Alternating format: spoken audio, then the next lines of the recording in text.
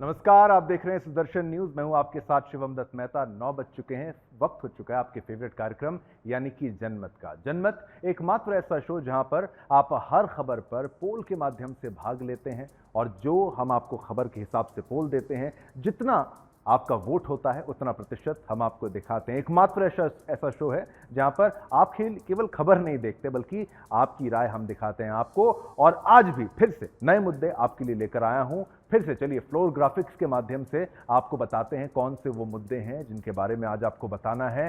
आज आपके लिए फिर से 5 से लेकर 9 बड़े मुद्दे मैं लेकर आया हूं। लीजिए, आपकी टीवी स्क्रीन पर आ भी गए हैं। रेल जिहाद ऐसा हम क्यों कह रहे हैं? क्योंकि ये जो कनेक्शन है, ये जो लिंक है, ये जो तार हैं, ये जुड़ चुके हैं पाकिस्तान तक। आप सोचिए, पाकिस्तान भी इसमें अगर शामिल हो, उनके आका वहां से कुछ इशारा कर रहे हैं, ऐसी ऐसी चीजें रेलवे ट्रैक पर अगर रखी जा रही हैं तो ऐसी मानसिकता साफ तौर पर जिहादी है। फिर अगला जो मुद्दा है, एनईपी का विरोध क्यों? अरे भाई, एजुकेशन में अगर बदलाव लाया जा रहा है, कुछ अपग्रेडेशन हो रहा है, उसको उन्नत किया जा रहा है, तो उसका विरोध क्यों हो रहा है, कहां हो रहा है, वो भी अगर जानना है तो जनमत में बने रहिए। फिर आगे बढ़ेंगे, अगले फ्लोर ग्राफिक्स में बात करेंगे। ओवैसी फिर से तिलमिला गया है। क्यों तिलमिला गया है? अब जब से वक्फ की बात आई है, वक्फ में संशोधन की बात सामने आई है, ऐसे कितने ही ओवैसी हैं, सभी को मिर्ची लग गई है। वो कह रहे हैं कि भाई, अब जो हमने खींचा है, जो लूटा है, जो कब्जा किया है, वो कहीं चला ना जाए। और ओवैसी एक सीजनल, खुद को ठेकेदार समझता है मुसलमानों का, फिर से तिलमिला उठा है। जबकि मुसलमानों की जमीन भी आरोप है कि भाई वक्फ के द्वारा ली गई है, छीनी गई है। और उसके बाद देश विरोधी राहुल। हम ऐसा क्यों कह रहे हैं? हम नहीं कह रहे हैं, बीजेपी कह रही है। और क्यों कह रही है? कि भाई जब भी राहुल गांधी विदेश में जाते हैं, कोई उनकी बयान, कई बार ऐसे बयान उनके सामने आ जाते हैं जो कि बीजेपी का विरोध करते करते देश का विरोध हो जाता है, देश की संवैधानिक संस्थाओं का विरोध हो जाता है, चाहे इलेक्शन कमीशन क्यों ना हो, जिनके चलते आज वो लीडर ऑफ ऑपोजिशन बने हैं। उस इलेक्शन कमीशन पर भी अगर आरोप उठा दिया, फिर तो थोड़ा थम जाना चाहिए, रुक जाना चाहिए और बीजेपी की बात को भी सुनना चाहिए। और फिर दिल्ली में राष्ट्रपति शासन का क्या इशारा है? बीजेपी एमएलए ने राष्ट्रपति जी को चिट्ठी लिखी, उतना तो ठीक था, लेकिन राष्ट्रपति जी ने उसको एमएचए को आगे दे दिया। ये बात थोड़ी डरा देती है। क्या अब आगे राष्ट्रपति शासन लग सकता है? लगेगा तो कैसे लगेगा? ये सारे मुद्दे आपको बताएंगे। लेकिन चलिए शुरुआत करते हैं अपने पहले मुद्दे से, पहले बड़े मुद्दे से, जो था रेल जिहाद। दर्शकों, सतर्क हो जाइए, सतर्क हो जाइए। बहुत जरूरत है आपको सतर्क होने की, क्योंकि कुछ लोग हैं जो आपकी जान के दुश्मन बनकर घूम रहे हैं। ऐसा मैं क्यों कह रहा हूं, अब आपको बताते हैं। इस समय भारतीय रेल नेटवर्क जिहादियों के निशाने पर है। इंडियन रेलवे को षड्यंत्र करके टारगेट कर रहे हैं। दर्शकों, आज भी भारत में 80 से 90% ऐसे लोग हैं जो रेल से सफर करते हैं और इसलिए ये जिहादी रेलवे को निशाना बनाना चाहते हैं और इसकी साजिश सीमा पार बैठे आतंक के आका बनाते हैं और उनके प्यादे बनते हैं। और आपके और हमारे बीच के वो लोग जिनकी मानसिकता जिहादी और देशद्रोही है। इसलिए हम कह रहे हैं कि आपको सतर्क होने की जरूरत है। चलिए, आज हम उन रेल जिहादियों की साजिश का परत दर परत उनको बेनकाब करेंगे, उनका पर्दाफाश करेंगे। देखिए हमारी ये स्पेशल रिपोर्ट और मामले की गंभीरता को भी समझिएगा। अभी कालिंदी एक्सप्रेस को पटरी से उतारने का सामान मिला था। ऐसे में अधिकारियों को शक है कि आईएसआई के इशारे पर ट्रेनों में लोन वुल्फ अटैक किए जा सकते हैं। एटीएस ने यह भी संदेह जच रहे हैं। Bureau report, Sudarshan news. चलिए, आपने खबर देखी। अब बड़ी स्क्रीन पर आपको ग्राफिक्स के माध्यम से बताते हैं, जानकारी देते हैं रेल दुर्घटनाओं के बारे में, कानूनों के बारे में, क्या कुछ है रेल का लेखा जोखा। आपको बताएं, 62,000 हेक्टेयर जमीन खाली पड़ी है। हम बात कर रहे थे, ये रेलवे के जो ग्राफिक्स आपके लिए बड़ी स्क्रीन पर हम लेकर आए हैं, रेल हादसों को, रेलवे का लेखा जोखा। मार्च 2021 तक देश भर में रेलवे की 266.68 हेक्टेयर जमीन का कमर्शियल इस्तेमाल हो रहा था। ये आप देखिए बड़ी स्क्रीन पर ग्राफिक्स के माध्यम से कमर्शियल इस्तेमाल। रेल लाइन या रेलवे सीमा से 30 मीटर दूर बना सकते हैं मकान। इसमें भी शर्त है 30 मीटर से आपको दूर बनाना है, लेकिन ऐसा हो नहीं रहा है। रेलवे एक्ट 1989 की धारा 150, 51, 52 के तहत होती है कार्रवाई अगर यहां पर कोई कंस्ट्रक्शन होता है, कंस्ट्रक्शन की अनुमति नहीं है। फिर आगे बढ़ेंगे, क्योंकि बड़ी स्क्रीन पर आपके ग्राफिक्स लाए हैं। आरोपी को 5 साल तक की सजा, जुर्माना या दोनों का जो प्रावधान है वो है। रेलवे की जमीन पर आप कुछ भी नहीं बना सकते, उसके आसपास भी नहीं बना सकते। रेलवे का लेखा जोखा, वंदे भारत एक्सप्रेस पर पथराव के कारण 15 लाख सालाना खर्च हो रहा है। ये नुकसान होता है जब पत्थरबाजी होती है। उपद्रवियों के निशाने पर अधिकतर वंदे भारत एक्सप्रेस ही क्यों? वंदे भारत एक ऐसी ट्रेन है जो देश के बढ़ोतरी का संकेत है, आगे बढ़ने का संकेत है, और फिर उसी पर अगर हमला होता है तो ये परेशान करने वाला है। ऐसा नहीं होना चाहिए। चलिए, इसी पर हमने पोल के माध्यम से जो प्रश्न आपसे पूछा वो भी आपको बताते। रेल दुर्घटनाओं के पीछे खुरासान मॉड्यूल काम कर रहा है क्या? ये हमारा प्रश्न था। और आप देखिए, उससे पहले लेकिन आपको पब्लिक रिएक्शन भी दिखाते हैं कि लोगों का क्या कहना है इन हादसों के पीछे, इन हमलों के पीछे। अजमेर में ट्रेन को डिरेल करने की साजिश रची गई। इससे पहले कानपुर में भी ठीक ऐसी जो एक वारदात थी वो सामने आई। तो लगातार इस तरीके से जो के हौसले बुलंद हो रहे हैं। आप क्या सोचते हैं कैसे इस पे रोकथाम होगी? बदमाशों का जो, जैसा भी गुप्ता जी ने कहा कि अपना सबसे है कानून सबसे बड़ा लचीला है।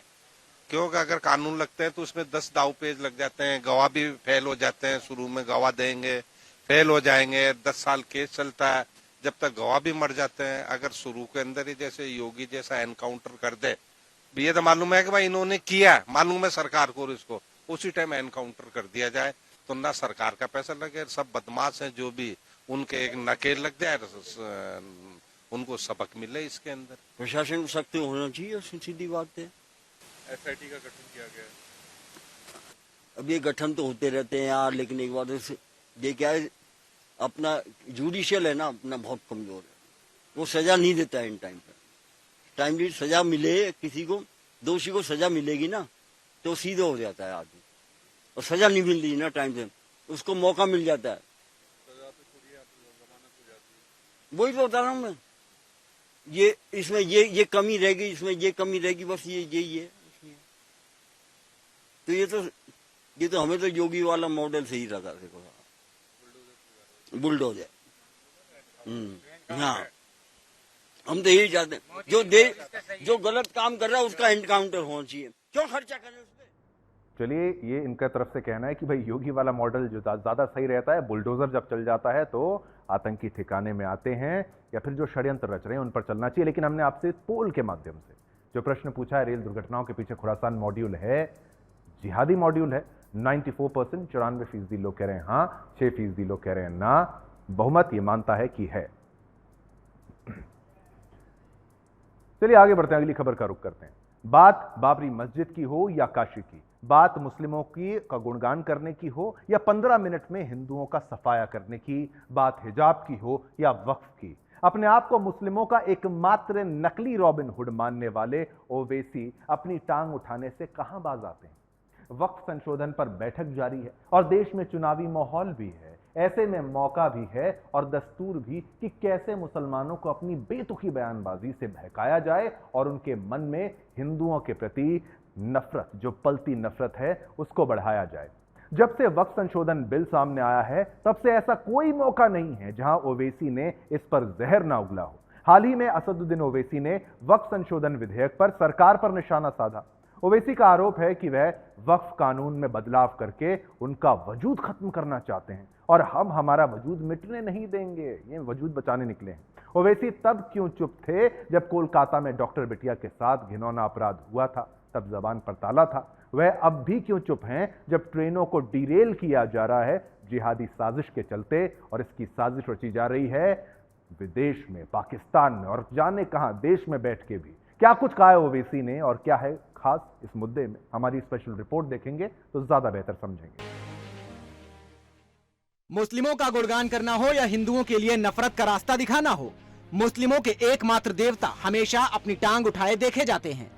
जी हां, ओवैसी, जो अपने आप को मुस्लिमों का देवता और उनके हक के लिए लड़ने वाला नकली रॉबिन हुड समझते हैं। उन्होंने अब वक्फ को बचाने के लिए ऐसी बातें बोल दी हैं जो सिर्फ मुस्लिमों को डराएगी ही नहीं बल्कि उनके मन में हिंदुओं के लिए घृणा और द्वेष भी उत्पन्न कर देगी। हाल ही में असदुद्दीन ओवैसी ने वक्फ संशोधन विधेयक पर सरकार पर निशाना साधा है। उनका आरोप है कि वो वक्फ कानून में बदलाव करके उनका वजूद खत्म करना चाहते हैं। उनका कहना है कि तुम्हारा दिल नहीं भरा बाबरी मस्जिद से, दिल्ली की सड़कों पर हमारी खून की होली खेलने से, हमारे बच्चों के इनकाउंटर करने से, बुलडोजरों से हमारे घरों को तोड़ने से, हमारी बच्चियों के सिरों से हिजाब खींचने से। अब तुम इस वक्फ संशोधन विधेयक 2024 के जरिए हमारे वजूद को मिटाना चाहते हो। हम अपने वजूद को मिटने नहीं देंगे। जायदादों को बर्बाद करने आ रहे हैं आप और हम मिलकर उनको इंशाअल्लाह बर्बाद कर देंगे सियासी तौर पर। मेरी आपसे अपील है कि मैं यकीनन कह रहा हूं कि इस महाराष्ट्र की विधानसभा में आपको ये कोई जो बंदियों बरेलवियों का अहले हदीस का मसला नहीं है, ये वक्फ का मसला है। जो जायदाद अल्लाह के नाम पर है, तुम और हम क्या जवाब देंगे अशर के मैदान में? उस अल्लाह के सामने हम क्या बोलेंगे कि परवरदिगार जो हम तेरे नाम पे चीज उसको नहीं बचा सके? क्या जवाब दोगे आप और हम बता? ओवैसी ने लोगों से अपील भी की है कि जो लॉ और वक्फ की जायदादों को बर्बाद करने आ रहे हैं, आप और हम उन्हें सियासी तौर पर बर्बाद कर देंगे। वक्फ बोर्ड तरमीमी बिल 2024 जो पार्लियामेंट में पेश किया गया है, पार्लियामेंट में इसको फिलहाल रद्द कर दिया गया है, पास नहीं हुआ। ज्वाइंट पार्लियामेंट्री कमेटी के अंदर ये मौजूद है और ज्वाइंट पार्लियामेंट्री कमेटी ने राय मांगी है। तो इसलिए तमाम हजरात से, तमाम खातीन से, तमाम मर्दों से, बहन भाइयों से सबसे गुजारिश है कि सब अपनी अपनी राय पेश करें। घर का कोई भी मेंबर खाली ना रहे। ओवैसी इतने में ही कहां रुकने वाले थे। उन्होंने पीएम मोदी पर भी चोट करते हुए कहा कि पीएम मोदी, आप हमारे वजूद को मिटाना चाह रहे हैं।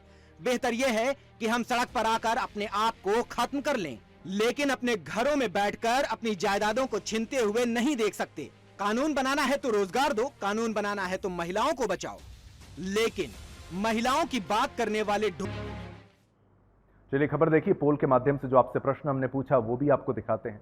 मुस्लिमों को सरकार के खिलाफ भड़का रहा है ओवैसी, ये हमने आपसे सोशल मीडिया प्लेटफॉर्म एक्स पर जो प्रश्न पूछा वो भी आपके टीवी स्क्रीन पर। क्या आप मानते हैं? 95% 95% लोग कहते हैं हाँ, 5% लोग कहते हैं ना। बहुमत ये मानता है कि ओवैसी मुसलमानों को भड़का रहा है। आगे बढ़ते हैं, अगली खबर का रुख करते हैं। अब हम बात करेंगे leader of opposition Rahul Gandhi की सोच की और आरक्षण को लेकर राहुल के बयान की, जिसको लेकर बहन मायावती ने अपना कड़ा विरोध जताया है और कांग्रेस को आरक्षण विरोधी तक बता दिया है। अपनी 3 दिवसीय अमेरिका यात्रा में राहुल गांधी ने हिंदुस्तान की संवैधानिक संस्थाओं पर वार किया। 2024 के चुनाव के परिणाम पर सवाल उठाते हुए राहुल गांधी ने कहा कि यदि चुनाव आयोग निष्पक्ष होता तो बीजेपी को 246 सीटें भी नहीं मिलती। बीजेपी और संघ पर हमला करते करते राहुल गांधी ने भारत की सरकार और भारत पर ही हमला शुरू कर दिया, और वो भी विदेश की धरती पर। सोचिए, विदेश में जहां आपको भारत का मान बढ़ाना है, वहां पर भारत पर हमला शुरू कर दिया। राहुल गांधी ने अंग्रेजों की तरह भारत की सामाजिक समरसता को बिगाड़ने के लिए विदेश के प्लेटफॉर्म का इस्तेमाल किया। 1984 के दंगों के मुजरिमों को सांसद और विधायक बनाने वाली कांग्रेस और उसके नेता राहुल गांधी ने कहा कि भारत में लड़ाई इस बात की है कि वहां सिखों को पगड़ी और कड़ा पहनने दिया जाएगा या नहीं, उन्हें गुरुद्वारे में जाने दिया जाएगा या नहीं। सिर्फ इतना ही नहीं, राहुल गांधी ने और भी बहुत कुछ बोला है जो भारत विरोधी और देश की छवि को खराब करने वाली बातें हैं। देखिए हमारी ये विस्तृत रिपोर्ट और मामले की गंभीरता को समझिए। वे अपने एक्स हैंडल पर लिखा कि कांग्रेस शुरू से ही आरक्षण विरोधी सोच की रही है, जो जाति जनगणना कराने की आड़ में सत्ता में आने के सपने देख रही है। जनता कांग्रेस के इस नाटक से सचेत रहे, क्योंकि कांग्रेस कभी भी जाति जनगणना नहीं कराने वाली। हालांकि कांग्रेस के इस दोहरे मापदंड वाली राजनीति से भारत का बच्चा बच्चा परिचित है, लेकिन यहाँ कांग्रेस से सबसे अहम सवाल ये है कि आखिर विदेश में हिंदुस्तान की संस्थाओं, नीतियों और समुदायों पर सवाल खड़े करने वाले राहुल गांधी उसी हिंदुस्तान का प्रधानमंत्री बनने का सपना कैसे देख सकते हैं? Bureau report, Sudarshan news.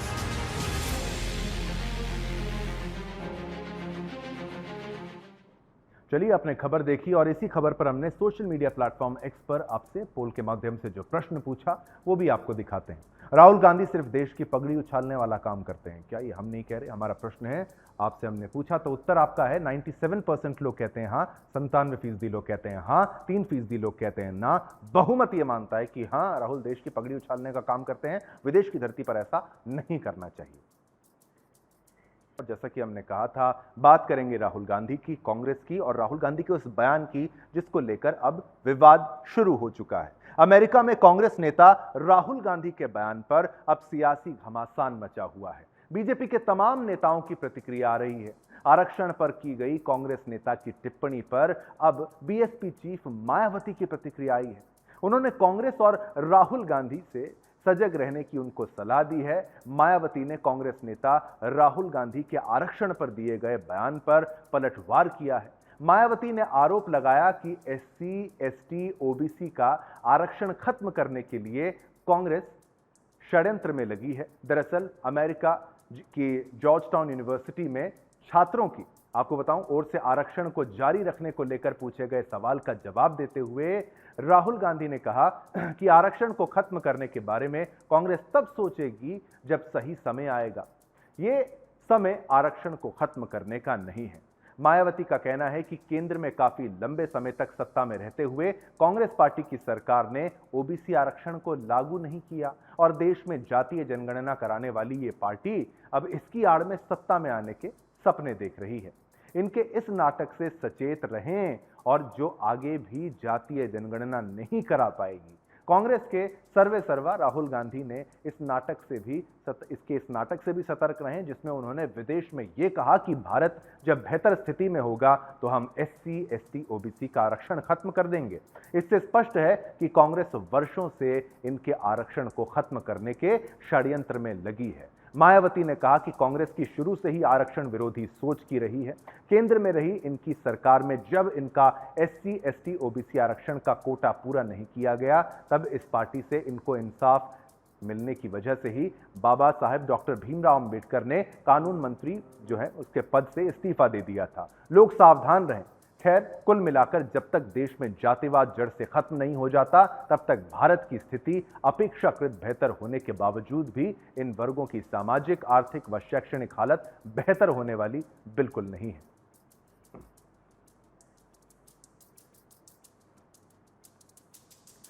तो मायावती ने हमला बोला है राहुल गांधी के बयान पर। चलिए आगे बढ़ते हैं और इसमें भी आपको तस्वीरें दिखाएंगे। मणिपुर में लगातार हो रही हिंसा थमने का नाम नहीं ले रही है। मणिपुर में कई गांव डर के साए में हैं। मणिपुर में आतंकी गांवों पर लॉन्ग रेंज जो रॉकेट है उससे हमला कर रहे हैं। सवाल ये कि आतंकियों के पास इतने हाईटेक और खतरनाक हथियार आए तो आए कहां से, और डर ये है कि इन पर काबू कैसे पाया जाएगा। हाल ही में जिरीबाम जिले में हिंसा हुई है। इस घटना में 5 लोगों की मौत हो गई है और कई गंभीर रूप से घायल भी हुए हैं। बताया जा रहा है कि हथियारबंद एक समुदाय ने दूसरे समुदाय पर हमला किया और जवाबी कार्रवाई में जमकर फायरिंग हुई और 5 लोग मारे गए। हिंसा की ताजा घटना दक्षिणी असम से सटे जिरीबाम जिले के सैरो, मोलजोल, रशीदपुर और नुंगचप्पी गांव में हुई है, जहां रुक रुक कर गोलीबारी होती रही, जिसके बाद फिलहाल स्थिति बेहद तनावपूर्ण बनी हुई है। इलाके में 2 समुदायों के बीच जातीय संघर्ष और बढ़ गया है। वहीं सुरक्षा बलों ने उग्रवादियों के बंकरों पर हमला कर 5 बंकर तहस नहस कर दिए हैं। वहीं दूसरी ओर राजधानी इंफाल में भी सैकड़ों की संख्या में प्रदर्शन कर रहे स्टूडेंट्स ने राजभवन पर पत्थरबाजी की। पुलिस और सुरक्षा बलों ने प्रदर्शनकारियों को बैरिकेड लगाकर रोका। कई राउंड आंसू गैस के गोले भी छोड़े गए और ये तस्वीरें आपको दिखा रहे हैं आतंकवादियों की।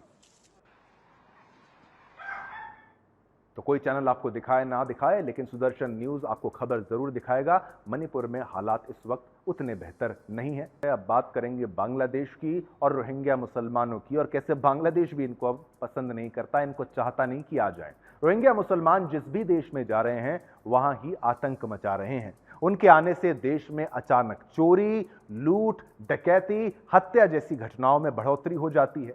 इसका जीता जागता उदाहरण है बांग्लादेश और उसका भी एक जिला कॉक्स बाजार, जहां रोहिंग्या मुसलमान इस कदर आतंक मचा रहे हैं कि इस्लामिक देश होने के बावजूद इस्लाम को मानने वालों को बांग्लादेश बाहर करने की योजना बना चुका है।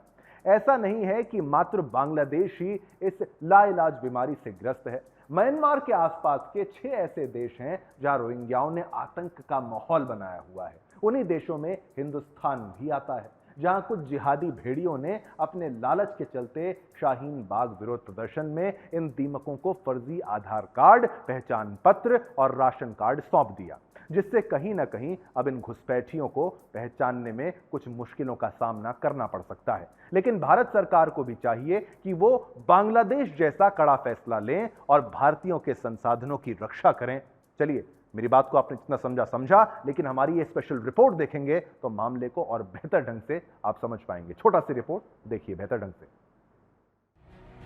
ये फैसला लिया गया है। म्यांमार की सत्तारूढ़ सेना और देश के बौद्ध बहुसंख्यकों से बनी एक शक्तिशाली जातीय मिलिशिया अराकान आर्मी के बीच लड़ाई तेज होने के कारण लगभग 8000 रोहिंग्या मुसलमान सीमा पार कर बांग्लादेश भाग गए हैं। वे कॉक्स बाजार जिले में भीड़ भाड़ वाले शिविरों में पहले से रह रहे 10 लाख से अधिक रोहिंग्या शरणार्थियों में शामिल हैं, जिनमें से अधिकांश 2017 में म्यांमार में सैन्य नेतृत्व वाली कार्रवाई से भाग गए।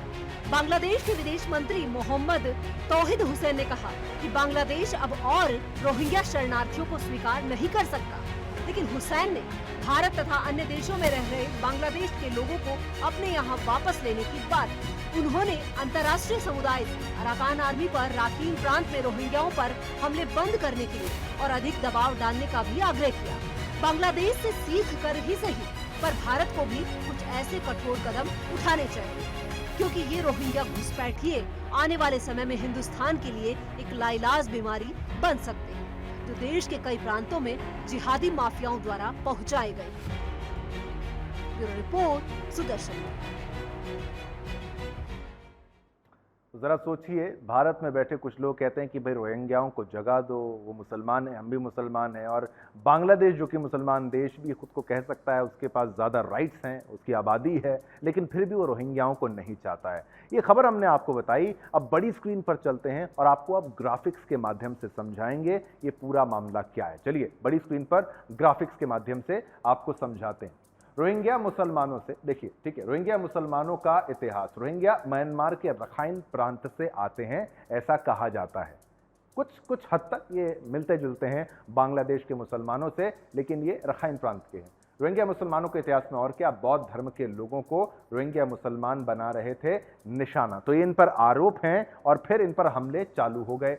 1982 में म्यांमार ने रोहिंग्या को नागरिकता से वंचित करा दिया था, मतलब उनको नागरिकता नहीं देने का फैसला म्यांमार की तरफ से ले लिया गया। तब से बौद्ध बहुल म्यांमार से रोहिंग्याओं को निकालने का प्रयास हो रहा है और हाल में तो बहुत ज्यादा बड़े स्तर पर इनको निकाला जा रहा है। 2015 के बाद से 9 लाख से ज्यादा रोहिंग्या बांग्लादेश समेत अन्य देश भाग चुके हैं और भारत भी उसमें से एक है जहां ये रोहिंग्या वाले भाग चुके हैं। कुछ लोग इनको बांग्लादेशी भी कह देते हैं। 2017 में हुए नरसंहार से पहले म्यांमार में रोहिंग्याओं की जनसंख्या 14 लाख थी। 14 लाख थे ये, सोचिए, म्यांमार में, और इनकी फिर संख्या घट गई 2017 में। एक भीषण नरसंहार इनके साथ हुआ था।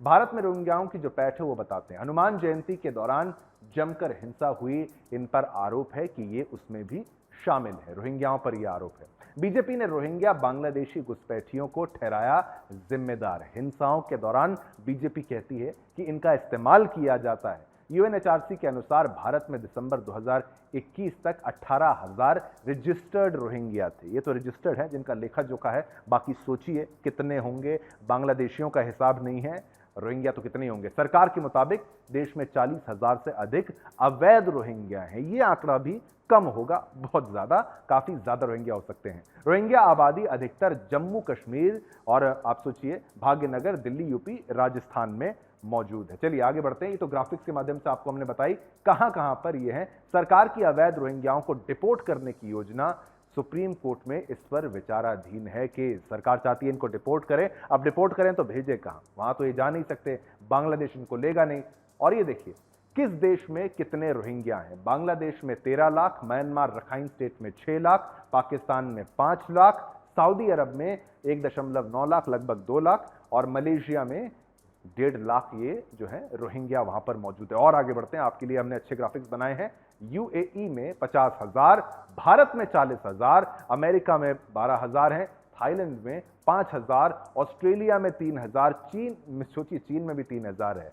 देखिए, बांग्लादेश 13 लाख और म्यांमार 6 लाख, ये आपको बता रहे हैं। पाकिस्तान में 5 लाख, सऊदी अरब में 2 लाख के करीब, मलेशिया में 1.5 लाख, यूएई में 50,000, भारत में 40,000, अमेरिका तक में पहुंच चुके हैं 12,000, थाईलैंड में 5 हैं, ऑस्ट्रेलिया में 3 हैं, चीन में 3, इंडोनेशिया में 1,000। तो ये देखिए, भारत की सख्ती से कुछ रोहिंग्या भारत की जगह नेपाल पहुंच गए हैं, फैलते जा रहे हैं, भागते जा रहे हैं जहां तक मौका है फैलने का। रिपोर्ट्स के मुताबिक रोहिंग्याओं को नेपाल के जिहादी गुट फंडिंग कर रहे हैं, भाई पैसा तो फौज की तरह इनका इस्तेमाल किया जा रहा है। 2017 से 2022 तक लगभग 20 लाख रोहिंग्या भारत समेत 18 देशों में पहुंच चुके हैं। 20 लाख की आबादी सोचिए निकलकर पूरे विश्व में फैल चुकी है। बांग्लादेश से हर महीने 200 रोहिंग्या भारत आ रहे हैं, ये त्रिपुरा पुलिस कह रही है। केवल त्रिपुरा पुलिस अगर ऐसा कह रही है तो सोचिए कितने होंगे। 10 लाख रुपए में बॉर्डर पार कराने का होता है इंतजाम। 10 लाख रुपए लिए जाते हैं और बॉर्डर को पार करा दिया जाता है। रोहिंग्याओं को 14 राज्यों में बसाया जा रहा है, ये बात सामने आई है। स्ट्रेटेजिकली इनको बसाया जा रहा है। तो देखिए, ये हमने आपको ग्राफिक्स के माध्यम से समझाने का प्रयास किया कि क्या स्पेशल रिपोर्ट के माध्यम से ने पूछा कि पाकिस्तान में शैक्षणिक आपातकाल एक दिखावा है। 98% लोगों ने कहा आपको केवल खबर दिखाएं इतना काफी नहीं है हमारे लिए। हमारे कार्यक्रम में हम हर खबर पर आपसे पोल के माध्यम से प्रश्न पूछते हैं। हमने आपसे प्रश्न पूछा, क्या एनईपी का विरोध सही है? ये देखिए, मिलिए जुला रिएक्शन आया है, लेकिन जैसा आया वैसा दिखाएंगे। 55% लोग कहते हैं हाँ, 45% लोग कहते हैं ना। दोनों के मत का सम्मान करते हैं जनमत में। बात करेंगे दिल्ली की, और क्या इसमें वाकई यहां पर राष्ट्रपति शासन लग सकता है, क्योंकि सुगबुगाहट जो है वो चल रही है। दिल्ली बीजेपी की अपील पर राष्ट्रपति द्रौपदी मुर्मू ने दिल्ली सरकार को बर्खास्त करने की संबंधी अपील गृह मंत्रालय को भेज दी है। दिल्ली विधानसभा में विपक्ष के नेता विजेंद्र गुप्ता ने दिल्ली में संविधान के उल्लंघन के लिए आम आदमी पार्टी सरकार पर आरोप लगाया है। विजेंद्र गुप्ता ने दावा किया है कि दिल्ली सरकार द्वारा छठे दिल्ली वित्त आयोग का गठन नहीं किया गया था। साथ ही कैग की रिपोर्ट पर कोई कार्रवाई नहीं होना संवैधानिक उल्लंघन के संकेत हैं। बीजेपी विधायकों के एक प्रतिनिधिमंडल ने 30 अगस्त को राष्ट्रपति से मुलाकात कर एक ज्ञापन सौंपा था, जिसमें मुख्यमंत्री अरविंद केजरीवाल के जेल में होने के कारण दिल्ली में उत्पन्न संवैधानिक संकट के बीच तत्काल हस्तक्षेप करने का आग्रह किया गया था। विजेंद्र गुप्ता ने राष्ट्रपति सचिवालय से प्राप्त एक पत्र को साझा करते हुए कहा, राष्ट्रपति ने ज्ञापन का संज्ञान लेते हुए उसे गृह सचिव को भेज दिया है। उन्होंने कहा कि उन्होंने गृह सचिव से इस मामले पर तत्काल और उचित कार्रवाई करने का आग्रह किया है। साथ ही दिल्ली सरकार की कार्यप्रणाली पर गंभीर चिंता व्यक्त की गई है। ज्ञापन में सर्वप्रथम दिल्ली की पंगु हो चुकी प्रशासनिक व्यवस्था का मुद्दा उठाते हुए कहा गया कि आबकारी नीति घोटाले से संबंधित गंभीर भ्रष्टाचार के आरोप में सीएम केजरीवाल 4 महीने से अधिक समय से जेल के अंदर हैं।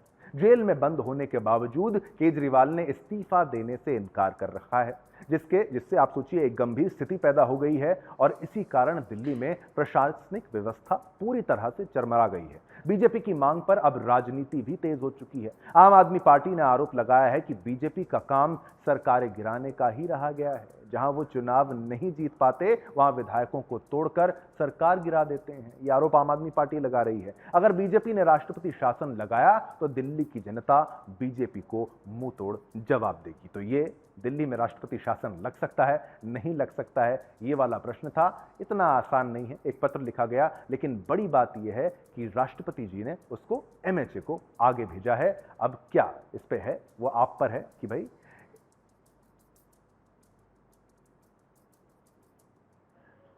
जनता पार्टी का एक ही काम है, चुनी हुई सरकारों को गिराने का काम।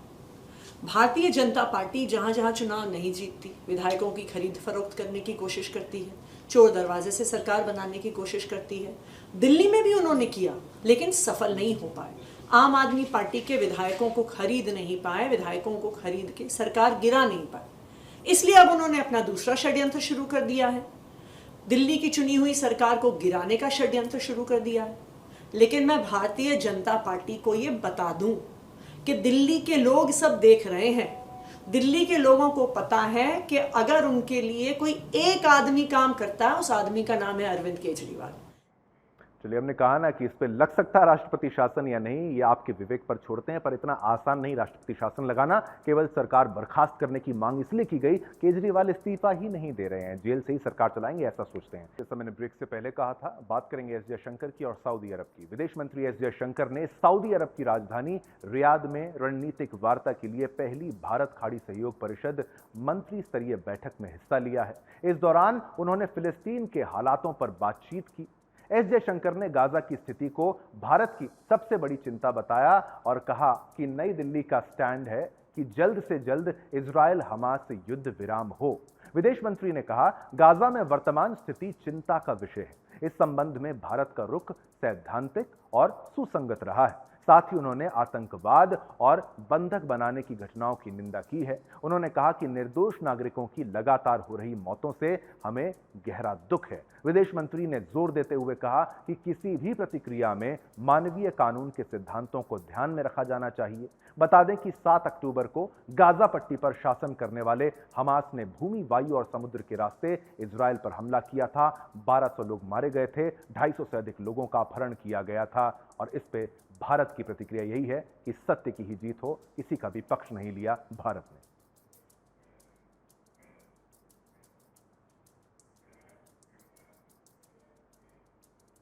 चलिए, इसी के साथ आपके फेवरेट कार्यक्रम जनमत में आज इतना ही। कल फिर आएंगे, नए मुद्दे आपके लिए लेकर आएंगे। मुझे यानी शिवम दत्त मेहता को आज्ञा दीजिए। मेरे और मेरी प्रोडक्शन और एडिटोरियल टीम की तरफ से आप सभी को जय हिंद, जय भारत, जय हिंदुस्तान।